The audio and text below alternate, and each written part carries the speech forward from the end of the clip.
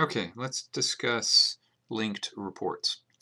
Linking reports is when you have one report where the user clicks on it or interacts with it in some way and it opens another report.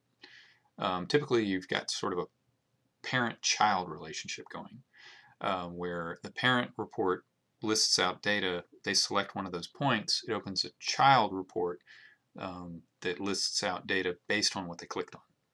And all you really need to do is set up both reports firsthand. In this case, we've got a list of countries, and what I want to do is have the user click on one of these countries, and it'll open up the second report showing the movies for that country. So it would automatically pass in the ID for the country, and then the second report, the child report, would show all the Oscar-winning movies for that country.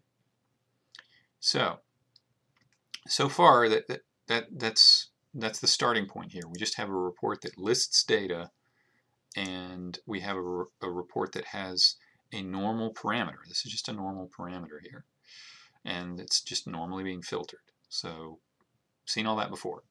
But what we want to do is make that click action happen. So let's do that. That's all we have to do. It's the only new thing we're doing here. So you want to make sure that you right click on the text box where the user is going to be clicking. This is the details field. So we want to go into the text box properties, and then there's action, and you want to say go to report. That will open a report when they click on it. Action is interaction by the user. So you want to specify a report, and in here should be a list of either the reports you have open or the reports that you published. And we want to open that child report. We're in the parent report. We want to open the child report here. And so it's a good idea to name them that way so it's clear. Now as soon as you do that, it's going to look and see if you've got any parameters there that you can add. So I'm going to hit the add button, and now any parameters in that child report will show up here. We have that alternate color one, and then we have that country ID. Well, of course we want to select the country ID.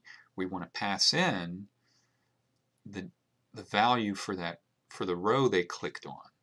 Now that's another thing too. When you design the data set for the parent, you need to not only have the data that you're displaying to the user, but the data that you're going to pass. In this case, our data set is listing the country name and the country ID.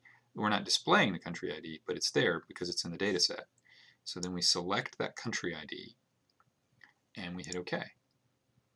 And now we'll go into preview, and now you can see it's not just a cursor, it shows the hand, so that shows we can click on it. So now we can click on New Zealand, and now it shows us, it automatically entered the country ID.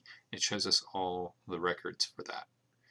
And we can hit the back button, the browser back button, and we could select, say, China, and there it entered the correct ID, and it's showing us the ones for China. That's all there is to it. If you have any questions, leave them below.